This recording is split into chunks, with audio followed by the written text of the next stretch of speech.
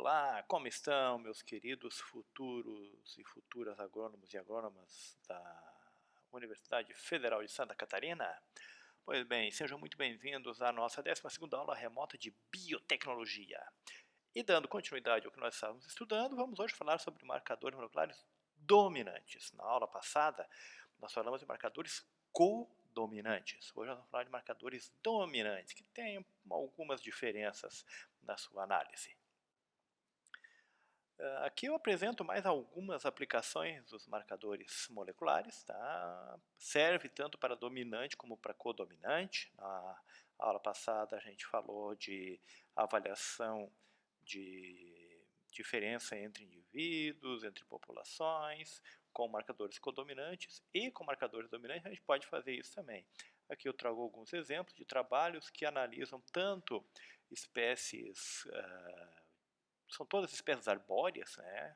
Mas são espécies tanto nativas quanto espécies cultivadas, como por exemplo a goiabeira serrana, né? A Aca saloviana, a pecan, Calea ilmenensis, e são espécies que a gente tem alguns estudos trabalhando com tanto marcadores morfológicos como conservação, com marcadores moleculares para determinar a diversidade das populações, fluxo gênico e diversas outras características.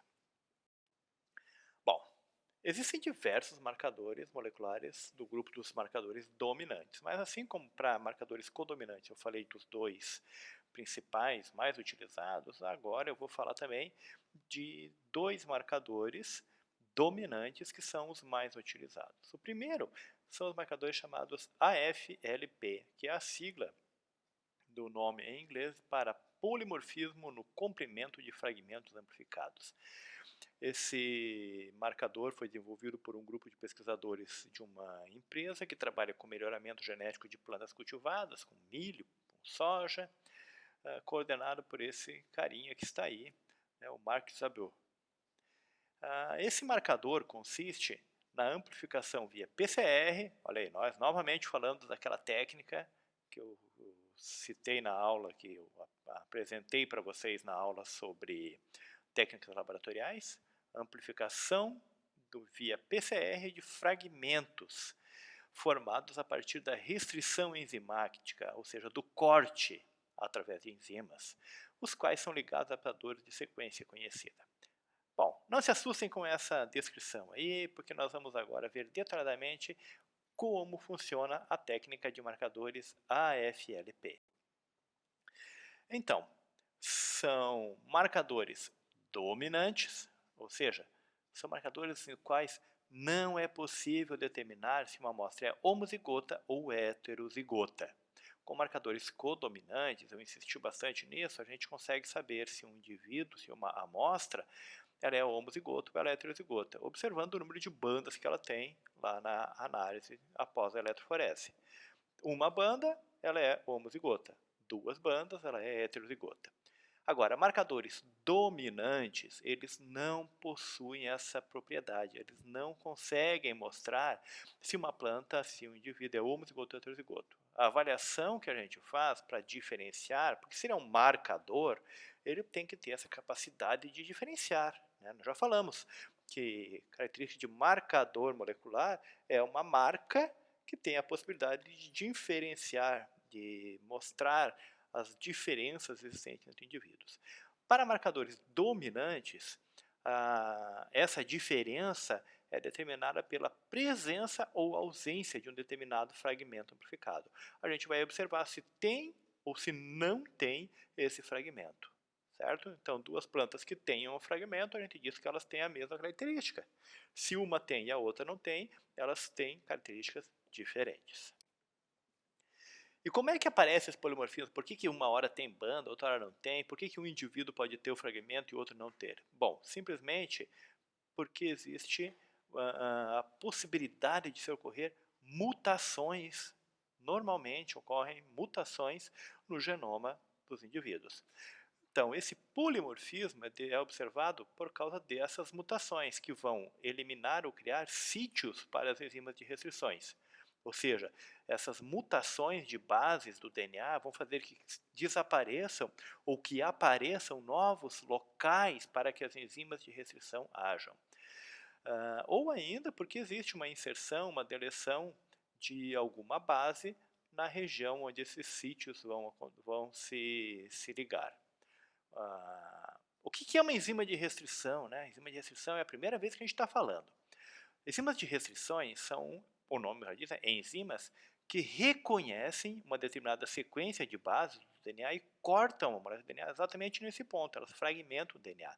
Elas foram identificadas em bactérias, lá na década de 1970, e tem como função proteger as bactérias contra o DNA viral que contamine essas plantas. E aí, hoje a gente utiliza em laboratório, porque essas enzimas reconhecem algumas regiões do genoma que a gente sabe quais são esses sítios de reconhecimento de cada enzima, e aí ela corta o DNA nessas posições específicas, não é em qualquer posição aleatória, são em posições específicas, fazendo com que o DNA grande fique todo fragmentado.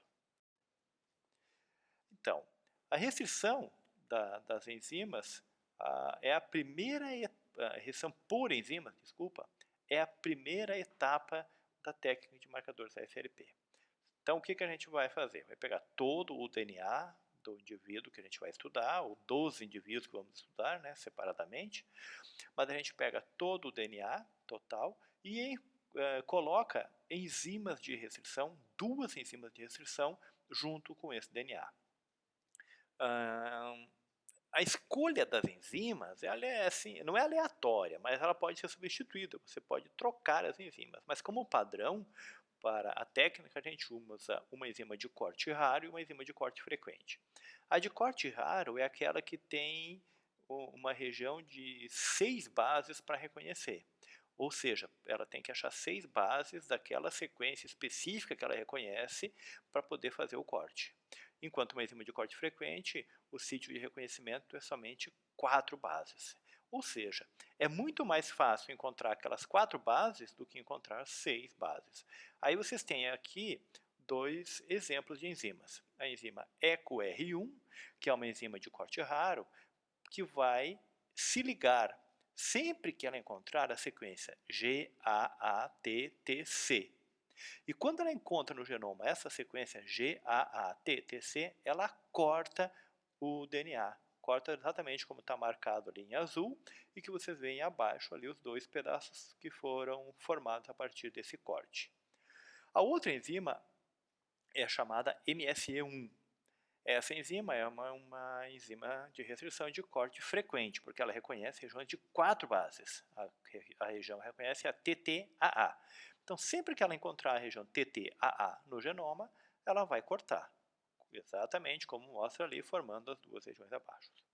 Então, imaginem aí uma sequência aleatória de DNA, em vários pontos a gente vai encontrar a sequência TTAA, certo? Para um lado ou para o outro, né? Numa fita ou na outra, e em vários pontos também vai encontrar a sequência GAATTC. Esses pontos todos são sítios de corte para as enzimas. Alguns sítios para a EcoR1, outros sítios para a MSE1. Os outros locais, as outras bases determinadas por N, elas não vão ser sítio de corte para as enzimas, então ela não vai cortar ali. Elas só vão cortar naquelas regiões onde tem a sequência de bases as quais elas reconhecem. Assim sendo, após as enzimas reconhecer essas regiões, elas vão cortar o DNA, formando dessa forma diversos fragmentos. A gente não sabe o tamanho desse fragmento, a gente não sabe as sequências de base desse fragmento, a gente não tem informação nenhuma inicialmente. Mas a gente sabe que ou eles foram cortados dos 2 lados pela enzima MSE1, dos 2 lados pela enzima EcoR1, ou de um lado pela enzima MSE1 e outro lado pela EcoR1. Então, a gente tem informação sobre essa região final desses fragmentos, de como foi o corte. A gente sabe que numa das extremidades vai ter TTAA ou então TAA. A gente consegue ter esse conhecimento porque a gente conhece as enzimas que utilizou. Então a gente tem sim condições de saber que aquele fragmento que foi cortado pela enzima MS1, ele vai ter dos dois lados o final TAA e TAA, certo? Já um fragmento que foi cortado pela MS1 de um lado e pela EcoR1 do outro, vai ter de um lado o final TTAA, enquanto do outro lado ele vai ter o final AAT. Assim sendo, é possível a gente dar continuidade ao nosso trabalho. Tá? Inicialmente, então, primeira etapa, restrição enzimática. O que é restrição enzimática? Utilizar enzimas que reconhecem sequências específicas do DNA. Não é qualquer lugar. Elas conhecem uma região, elas reconhecem aquelas bases, se ligam nessas bases e cortam o DNA. E com isso a gente tem o DNA todo fragmentado. O DNA da planta vai ser todo ele cortado. A segunda etapa se chama ligação de adaptadores. O que é isso? Bom, a gente tem condições, existem técnicas laboratoriais para produzir sequências de DNA do jeito que a gente quiser. A gente consegue criar sequências de DNA simplesmente de cabeça. Eu quero uma sequência que tenha as bases G, T, T, T, A, A, C, C, G, G, C, C, C, C, nessa ordem. Eu simplesmente consigo fazer isso em laboratório. Como nós sabemos qual é o final de cada um desses fragmentos que foram cortados, porque sabemos quais as enzimas que eles usaram, a gente pode, então, mandar sintetizar o que a gente chama de adaptadores. A gente manda fazer, a gente manda construir, a gente faz em laboratório, adaptadores, que vão ter essas bases que se complementam à região de corte, então AATT, e o resto a gente diz o que a gente quer fazer. Então, os NNNN são bases que nós vamos escolher. O mesmo é feito para o adaptador para a enzima MS1. Ele vai ter o AAT e depois vem bases e bases que nós determinamos como vão ser. Dessa forma, o que vai acontecer? Nós temos, então, os nossos fragmentos que nós não conhecemos a composição deles, não sabemos quais são as bases, quantas bases, nada disso. Mas agora, os adaptadores vão se ligar a esses fragmentos e a gente passa a saber uma coisa: quais são as bases que tem nesses adaptadores. A gente vai saber, então, quais são as bases que estão ligadas nas extremidades desses fragmentos.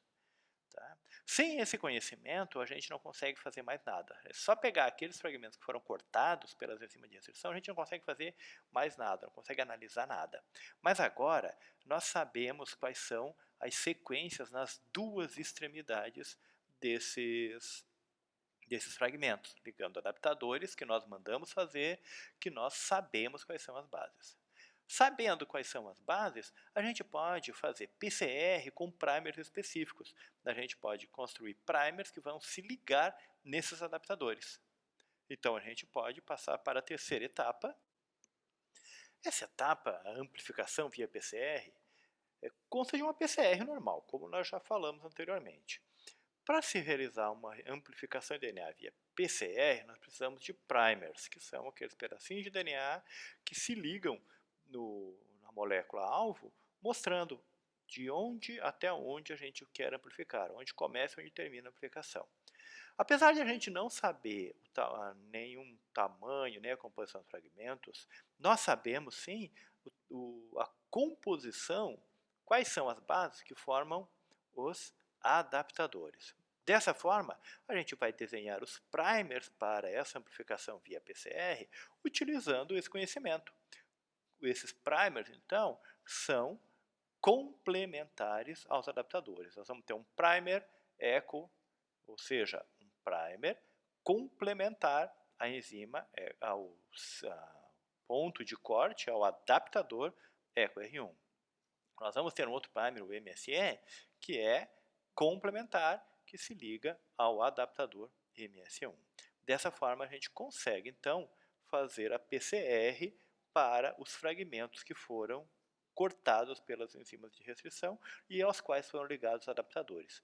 A função dos adaptadores é nos permitir que aconteça isso, que a gente tenha conhecimento de uma região para poder fazer a amplificação da parte interna que a gente não conhece.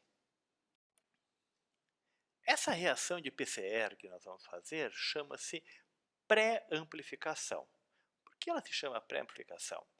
Bom, na verdade, se nós usarmos aquele primer desenhado com complementar a região do adaptador ECO ou ao adaptador MSE, nós vamos ter sim amplificação. Mas serão amplificados tantos fragmentos, uma quantidade tão grande, todos os fragmentos que existem naquela reação vão ser amplificados. E há muito fragmento de todos os tamanhos possíveis. Nós vamos ter fragmento com 5.000 bases, com 4.999, 4.998, 4.997, 5.001, 5.002, 5.003. Todos os tamanhos de fragmentos vão ser amplificados. E dessa forma, o que acontece?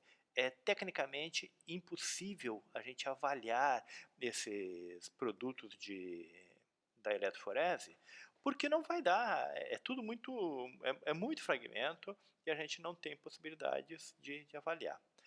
Vai misturar tudo. Fica uma grande mancha com todos os fragmentos do mesmo tamanho, ou dos diferentes tamanhos, né, se amontoando ali. Para que isso não aconteça, o que nós fazemos? Nós chamamos isso de pré-amplificação, porque é uma primeira reação de PCR na qual a gente usa o primer complementar ao adaptador e coloca mais uma base. Lá no final dele, a gente coloca mais uma base. Então, o primer ECO mais A é um primer que é complementar ao adaptador ECO. Tá? Então, NNCAATT, acabou. Nesse ponto, CAATT, acaba o adaptador. Mas aí a gente coloca mais uma base. Nesse caso aqui, escolhemos a base A para colocar no primer. Na verdade, poderia ser qualquer outra base. Podia ser T, podia ser G, podia ser qualquer uma das bases. Mas nós optamos colocar o A. No primer MSE mais C é a mesma coisa. A gente faz um complementar, né, NNTTAA, que é o complementar ao adaptador. E depois coloca uma base C. Optamos pela base C, mas poderia ser G, poderia ser A, poderia ser T, qualquer uma dessas bases. Mas e o que isso acarreta na hora de fazer a amplificação? Acarreta que o primer só vai se ligar no fragmento que, além do adaptador, tenha depois, ao final do adaptador, ele tenha uma base complementar à base seletiva que nós colocamos. Então, se o nosso primer ECO tem uma base seletiva A, ele só vai se ligar àqueles fragmentos que foram cortados e que tem o adaptador, e ao final do adaptador tem a base complementar ao A, que é T. Se tiver outra base, C, se tiver G, se tiver outro A, o primer não se liga e não há amplificação daquele produto. Então há uma seleção dos fragmentos que vão ser amplificados. Por isso que a gente chama de base seletiva, porque é a base que seleciona quais são os fragmentos que vão ser amplificados. Porque o primer só se liga naquele fragmento que tem a base complementar àquela base seletiva. No caso do primer MSE, que tem a base C, como a que a gente colocou ali como base seletiva, ele só vai se ligar naquele fragmento que tem depois do adaptador uma base G, que é a complementar. Dessa forma, o que acontece? A gente vai reduzir o número de fragmentos amplificados. Tá? A cada ciclo de reação de PCR, somente serão amplificados aqueles fragmentos que têm as bases complementares. Então, se nós temos um fragmento com um primer com a base A, só vai amplificar se tiver a base T. Então, se tiver a base C, se tiver a base G, se tiver a base A, não vai amplificar, certo? Então, de cada 16 possibilidades de amplificações, somente uma vai acontecer. A gente reduz drasticamente o número de fragmentos que são amplificados. Dessa forma, a gente tem, então, uma menor quantidade de fragmentos. Essa redução do número de fragmentos amplificados via PCR já permite que a gente faça a avaliação. Dependendo da espécie que a gente está vendo, se tem um genoma muito grande, uma planta que tenha um genoma muito grande, algumas vezes essa etapa de pré-amplificação não é suficiente e ainda assim nós temos muitos fragmentos. Para evitar que a gente tenha esse grande número de fragmentos, nós fazemos uma nova amplificação. A gente pega aqueles produtos que foram amplificados com uma base seletiva e usa um novo primer que agora vai ter mais 2 bases. Então, o primer eco com mais 3 bases. A, que já tinha antes ali, mais o G e mais o C. O primer MSE com o C, que já tinha antes, mais o A e mais o T. O que significa isso? Que só vai ocorrer a amplificação daqueles fragmentos que são complementares ao primer com as 3 bases seletivas. Só amplifica onde tiver depois do adaptador eco, as bases T, C e G exatamente nessa ordem. Qualquer outra base ali alterando, não há amplificação. Para os primer MSE, só vai amplificar se o fragmento tiver depois do adaptador as bases G, T e A. Qualquer outra combinação não dá jogo. Desculpa o trocadilho. Então, nós temos uma nova redução do número de fragmentos. E essa redução torna a avaliação dos fragmentos possível. Mesmo que a gente diga, mas estamos perdendo um monte de fragmentos que poderiam ser polimórficos. Sim, estamos perdendo muitos fragmentos. Mas essa técnica, ela é chamada uma técnica multilocus. Ela vai amplificar uma quantidade enorme de fragmentos. E logo vocês vão ver o que eu estou falando realmente são muitos fragmentos amplificados. Então, resumidamente, o que nós temos para a técnica de marcador da FLP é o seguinte. Temos o DNA total da planta que vai ser avaliada, colocamos enzimas de restrição junto a esse DNA. Primeira etapa, então, restrição do DNA. Essas enzimas cortam o DNA em diversos fragmentos, vários fragmentos, os quais nós conhecemos as 2 extremidades. Por quê? Porque nós sabemos o sítio de reconhecimento das enzimas. A gente sabe a região, qual é a sequência de bases que as enzimas reconhecem para cortar o DNA. A próxima etapa, então, é a ligação de adaptadores. O que é isso? Uma sequência de DNA que nós conhecemos e que é capaz de se ligar, que tem uma porção que se liga ao sítio de restrição, formando assim fragmentos cujas extremidades nós conhecemos.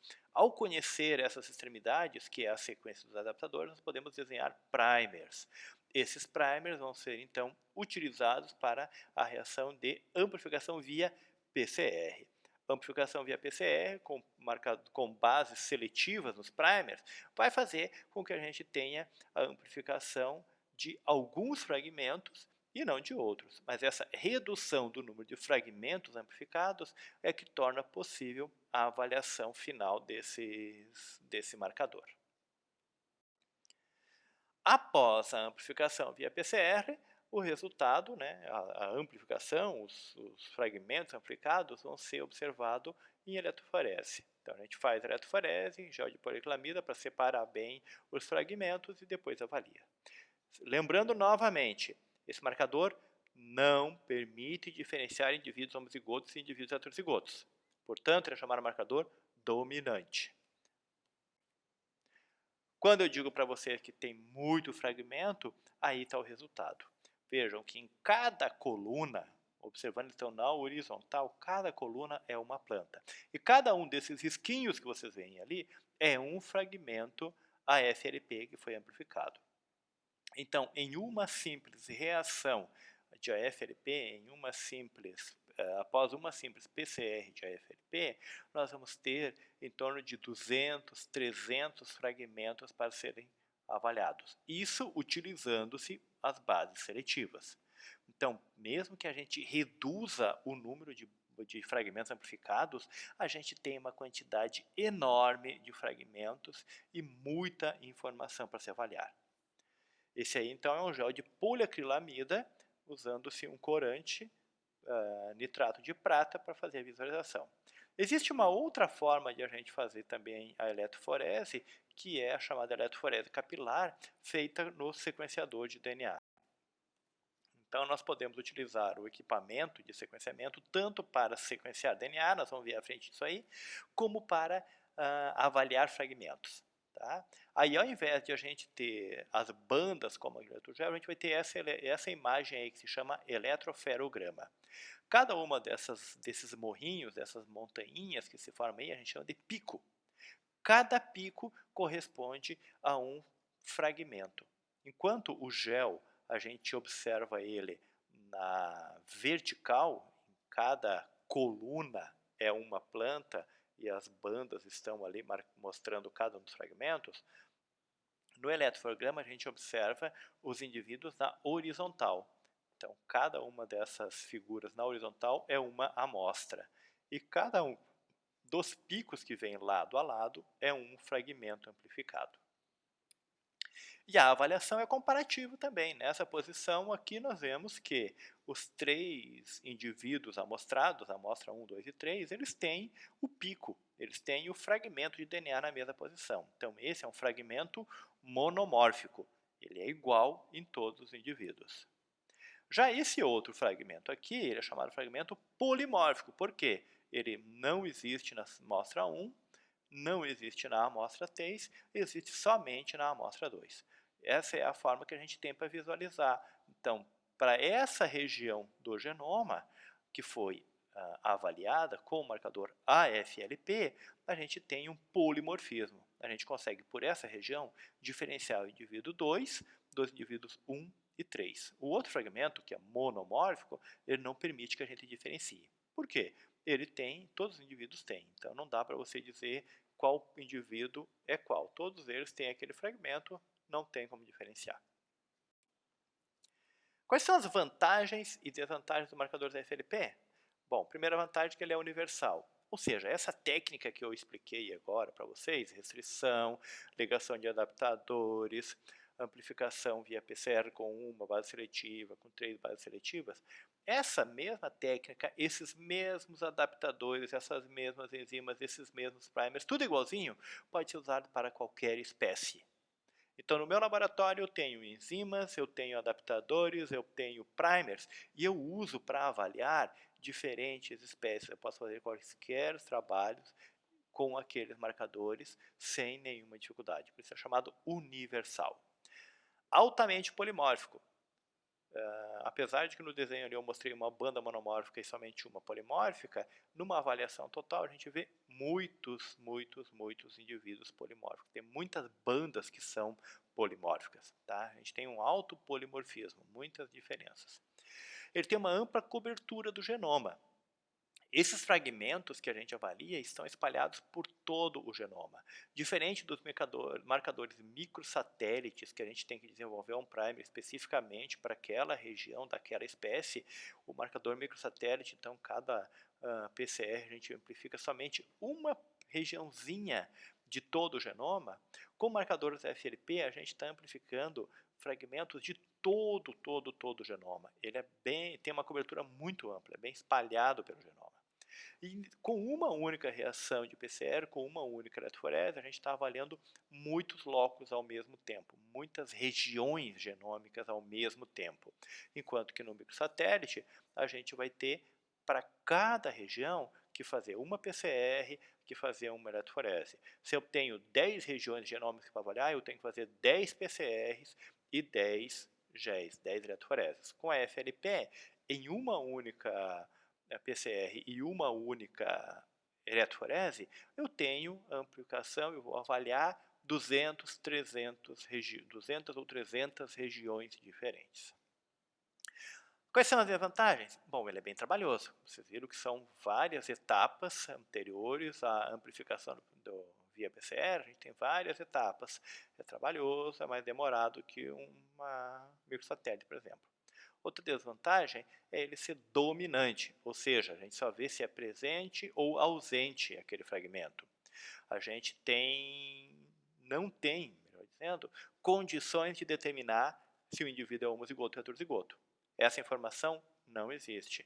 Para muitas análises, essa falta de informação relacionada à heterozigosidade torna a marcadora FLP inviável. Não dá para fazer análises usando esse marcador por falta dessa informação de homozigotos ou heterozigotos. E o conteúdo de informação para cada loco é muito baixo. Eu só sei que tem fragmento ou não tem fragmento. Não tenho muito mais informação. É isso, tem fragmento, não tem fragmento. Para marcador microsatélite, a gente tem mais informações que podem ser exploradas.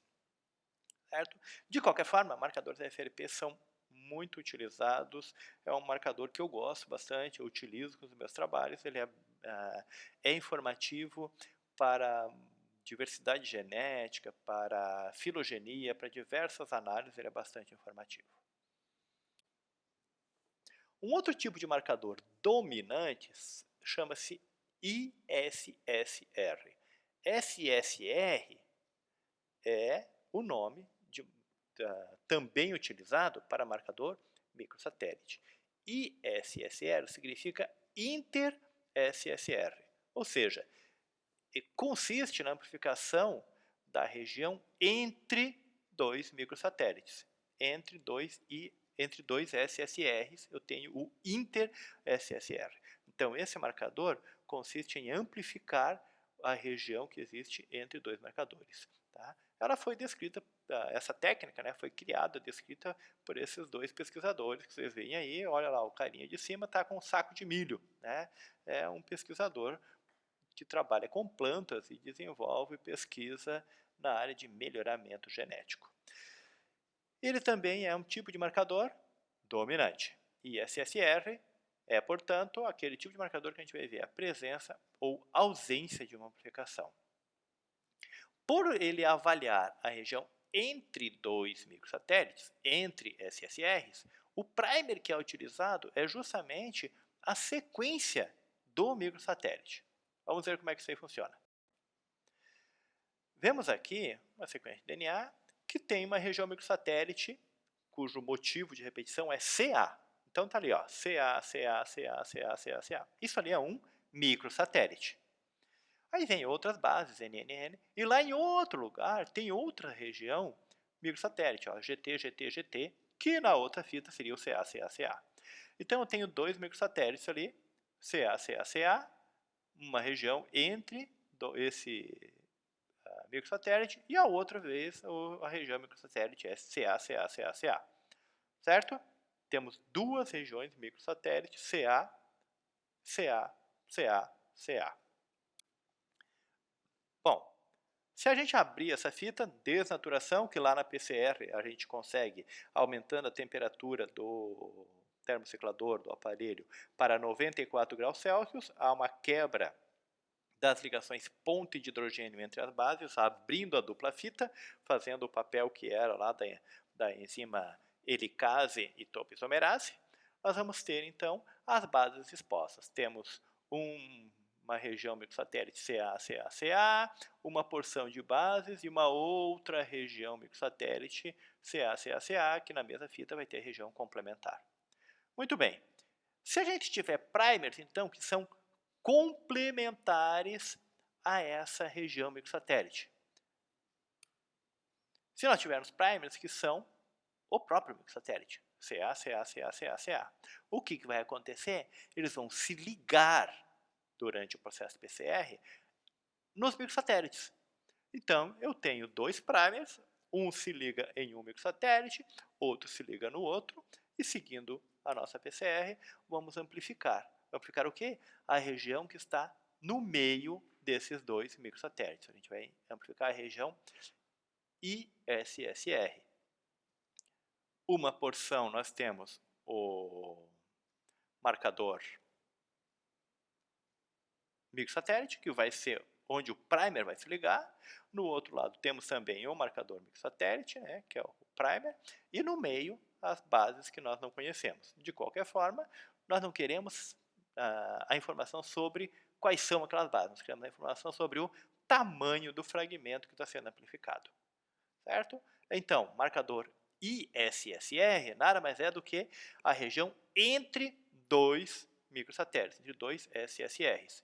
E o primer utilizado para fazer essa amplificação, ele é o próprio microsatélite, ele é a sequência de microsatélites que se liga uma em cada lado e amplifica, certo? Obviamente que se essa região entre os dois microsatélites for muito longa, 20 mil bases, não vai acontecer amplificação. mas existem uma grande quantidade dessas regiões de microsatélites, o suficiente para a gente ter a amplificação de diversos fragmentos com o processo de PCR. Existe somente um pequeno empecilho que pode acontecer com esse marcador. Como eu disse inicialmente, o que a gente tem é uma avaliação do tamanho desse fragmento. Então, liga o primer de um lado, liga o primer do outro e amplifica a região do meio. Tá? Então, está aqui. Ó. O primer ligou ali, tá? Ele vem até uma altura, o primer CA veio até uma altura, e depois a PCR, né, ataque polimerase, a enzima vai lá e se encarrega de colocar as outras bases. Se era mais um pedaço de microsatélite ou se eram outras bases, para a enzima polimerase não tem problema. Ela foi colocando base, gerou um fragmento de 45 pares de bases. Tá? Então, começou bem ali, o anelamento começou bem no início do microsatélite, foi até onde deu, o microsatélite continuou, mas ainda assim houve amplificação sem problema. Agora, imagina uma outra situação, tá? Um outro momento, em que o mesmo primer é usado no mesmo fragmento, mas ele anela duas bases para frente. Se vocês conferirem as sequências, vai dar bem certinho, ele vai anelar A com T, C com G, dá bem certinho. E vai ocorrer amplificação. Só que como ele amplificou, como ele se ligou duas bases para frente do que o anterior tinha ligado, o fragmento inteiro vai ficar duas bases menor. Então, o primeiro fragmento ali, ó, 45 pares de base. O segundo, 43 pares de base. Isso pode acontecer um pouquinho mais para frente ainda, reduzindo mais duas bases. E aí, o nosso fragmento teria 41 pares de base. E se ele for mais para frente, 39. Ou ainda, 37 pares de base. Vejam que em todos esses produtos de amplificação aqui, ó, 45, 43, 41, 39 ou 37 pares de base, sempre o primer anelou no microsatélite. O primer anelou na região microsatélite sem problema, ele se ligou à região microsatélite. Mas, dependendo se ele anelou mais para lá ou mais para cá, ele forma um fragmento maior ou menor. Se nós temos como objetivo aqui avaliar o tamanho do fragmento, eu posso dizer aqui que o 45 é diferente do 39. É lógico que ele é diferente. Porém, todos esses produtos de PCR são oriundos desse mesmo fragmento que está aqui em cima. Tá? Então, nós temos o que a gente chama de falso polimorfismo. A gente tem fragmentos de tamanho diferente, mas que na verdade é somente porque o primer anelou numa posição diferente, pelo motivo de o primer ser mais curto que o microsatélite. Para evitar este artefato e esse falso polimorfismo, a gente pode desenhar primers ancorados. Os primers ancorados são o seguinte: vocês olhando aqui essa tabela, todas essas sequências são de primers, então primers UBC 808, UBC 810, UBC 819, são primers comprados, a gente tem isso comercialmente para vender, ele também é um marcador universal, então esse mesmo primer pode ser usado para diferentes organismos. Então a sequência, o motivo SSR, o motivo microsatélite, o qual ele é complementar, está ali, ó, AG. Então nós temos AG, AG, AG, AG, AG, AG várias vezes. E lá no final desse primer, nós temos uma base C. Ok? Então, ele sempre vai se ligar no microsatélite que tiver a sequência AG, AG, AG e depois tiver um G complementar. Ele vai ter uma base de ancoragem. Ele não vai se ligar em qualquer lugar do microsatélite. Ele só vai se ligar quando eu tiver o microsatélite e depois uma base complementar àquela base de ancoragem, certo? A base de ancoragem pode ser lá no final do microsatélite, como essa ali, então, ou como esse último, cujas bases de ancoragem estão na região 5', então no começo do microsatélite. Então, vai se ligar no começo do microsatélite, desde que antes tenha algumas bases que são determinadas aqui pela ancoragem. Isso garante que a amplificação vai sempre iniciar na mesma posição. A amplificação depende da ligação do primer. Ela sempre vai iniciar na mesma posição, porque além do microsatélite em si, existe também as bases de ancoragem para determinar onde esse primer vai se ligar. O marcador ICSR é mais simples, então. Ele consta simplesmente de uma amplificação via PCR e depois um gel de eletroforese. Então a gente faz eletroforese em agarose, é bem rapidinho, não tem todas aquelas etapas anteriores como tem no AFLP, e tem a mesma particularidade do AFLP, marcador dominante. Tem coisas que eu insisto bastante porque elas são importantes de serem compreendidas. Então eu insisto várias vezes. Marcador dominante, que é aquele que não permite diferenciar o indivíduo homozigoto do indivíduo heterozigoto. Como é que a gente observa então? Faz a eletroforese do produto PCR e vai observar a presença ou ausência da banda no indivíduo. Certo? Então, novamente aqui nós temos coluna 1, coluna 2, coluna 3, cada uma dessas é um indivíduo e, por sua vez, cada uma dessas linhas é um fragmento amplificado ou não amplificado. Então a gente vai ver se tem o fragmento, não tem o fragmento, presença, ausência do fragmento que nos determina o polimorfismo.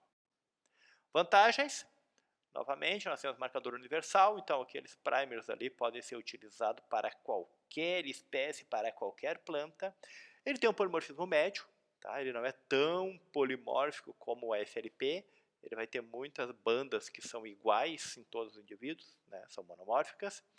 Tem uma boa reproducibilidade, então eu posso fazer essa análise em diferentes laboratórios, com diferentes equipamentos, e eu não tenho problema de interferência desses fatos, tá? Que é um aspecto importante para um marcador. Suas desvantagens são a dominância, ou seja, somente presença ou ausência do fragmento. Não posso ver se o indivíduo é homozigoto ou heterozigoto. E o baixo conteúdo de informação genética por loco. A mesma desvantagem que a gente já falou quando discutiu marcadores AFLP. Novamente, né? Como eu já mostrei lá para vocês nos marcadores codominantes, como isso, um gel cheio de riscos, cheio de bandas, gera isso, uma análise de genética de populações, de fluxo gênico, de estrutura de família, seja qual for. Bom, temos aqui então a representação de um gel. Eu peguei um gel de ISSR, que é menorzinho, é mais fácil para a gente visualizar, certo? E cada banda vai ser codificada como presente ou ausência, né? Se tem a banda, a gente diz que ela está presente, óbvio, e vai ser codificada por 1. Se não tem a banda, essa ausência é codificada por 0. Então a gente cria uma tabelinha, né, com a caracterização das plantas e podemos chamar de alelo, de fragmento, marcador, né? Alelo 1, alelo 2, alelo 3, podia ser fragmento 1, fragmento 2, fragmento 3, assim sucessivamente. Vamos pegar então agora o primeiro loco, a primeira posição, a primeira banda. Então a gente vai olhar ali, indivíduo 1, a posição que foi circulada no gel ali por vermelho, temos a banda ou não temos? Nós não temos a banda. A gente observa ali que não tem nenhum produto amplificado, ou seja, a ausência da banda na tabela codificado por 0.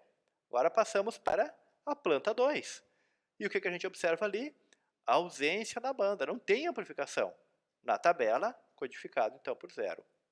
Passamos para o terceiro indivíduo.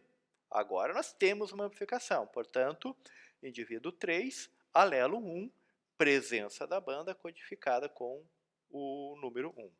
Certo? Então a tabela vai representando ali, ó, a planta 1 para o alelo 1, 0. Planta 2 para o alelo 1, 0. Planta 3 para o alelo 1, 1. Ausência, ausência e depois presença.